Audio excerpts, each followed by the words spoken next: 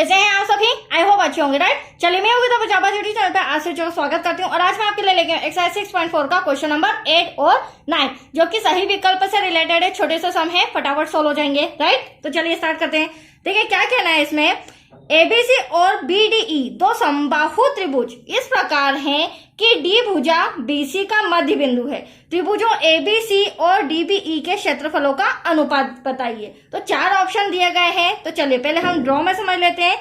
सबसे पहले त्रिभुज एबीसी आपको नजर आ रहा है बच्चों। अब बीडीई दो समबाहु त्रिभुज है, तो बीडीई कैसे, तो आप देख सकते हैं जो डी बिंदु है वो भुजा बीसी का मध्य बिंदु है। तो यहाँ पर हम डी बिंदु बना लेते हैं और हमें त्रिभुज एक तो एबीसी दिया है और दूसरा बीडीई।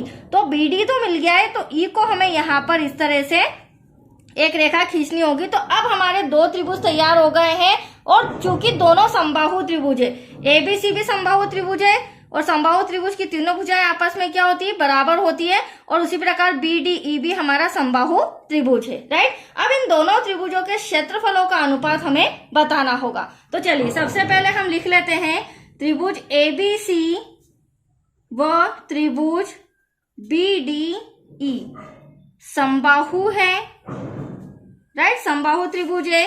अब यहाँ पर हम लिख सकते हैं, हमें क्या दिया गया है, डी जो है वो बीसी का मध्य बिंदु है। यहाँ लिखेंगे डी क्या है, मध्य बिंदु है।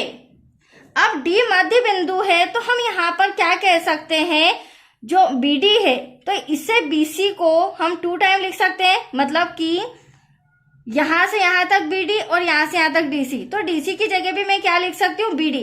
देखिए किस तरह से, अगर मैं पूछूं टोटल बीसी कितना है तो हम लिख सकते हैं यहाँ पर वो 2 बीडी मिलाकर क्या है, बीसी। इतना भी बीडी इतना भी बीडी, क्योंकि एटलीस्ट ये आपस में बराबर है। तो अगर बीसी की बात करें तो 2 बीडी मिलाकर बीसी आ रहा है। इसे हम दे देते हैं इक्वेशन नंबर फर्स्ट। अब त्रिभुजों के क्षेत्रफल का अनुपात चाहिए तो हम त्रिभुज एबीसी ले लेते हैं।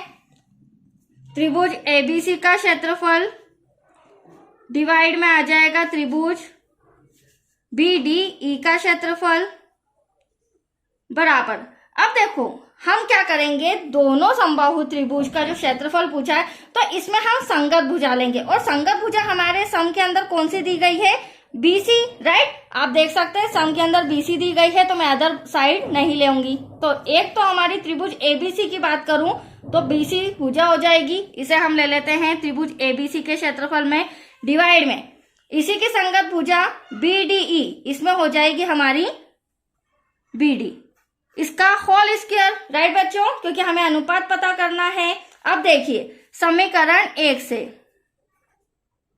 आप देख सकते हैं यहाँ पर बीसी लिखा है तो बीसी के प्लेस पर मैं क्या लिख सकती हूँ, 2 बीडी लिख सकती हूँ।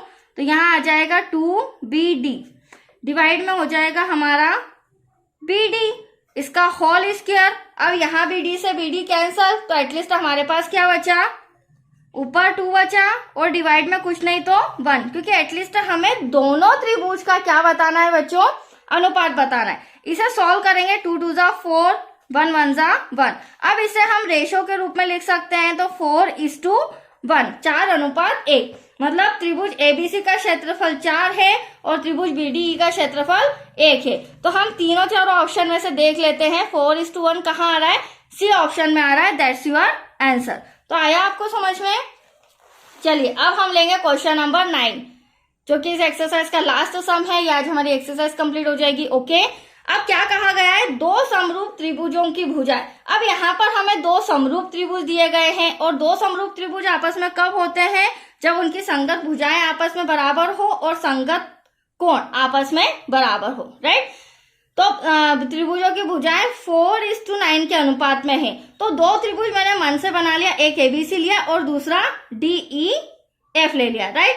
अब दो संगत भुजाएं तो यहां से यहां तक बीसी को हम 4 ले लेते हैं मन से और यहां से यहां तक डीईएफ की बात करूं तो इसे हम ले लेते हैं 9, राइट। पहले त्रिभुज की 4 सेंटीमीटर, दूसरे त्रिभुज की 9 सेंटीमीटर।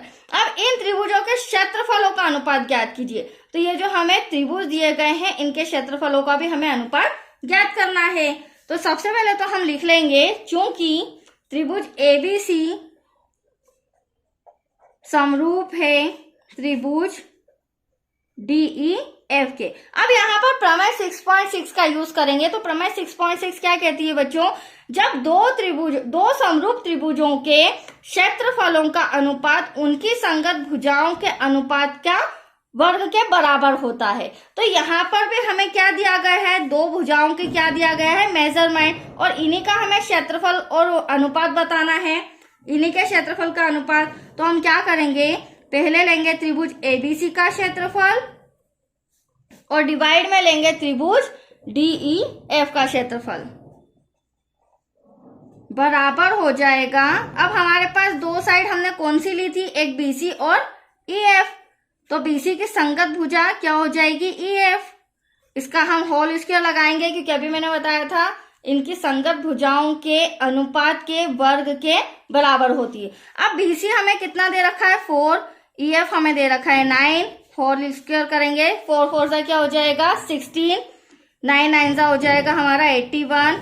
इसे हम रेशो में लिखेंगे तो 16:81, दैट्स योर आंसर। तो यहाँ देख सकते हैं त्रिभुज एबीसी का क्षेत्रफल 16 है और त्रिभुज डीईएफ का क्षेत्रफल 81 है, राइट। तो आप देख सकते हैं 4 ऑप्शन में हमें लास्ट वाला डी नजर आ रहा है, तो दैट्स योर आंसर। तो आया आपको समझ में, ये हमारे दोनों सम कंप्लीट हो चुके हैं, छोटे से थे। तो आज के लिए इतना ही बच्चों, थैंक यू।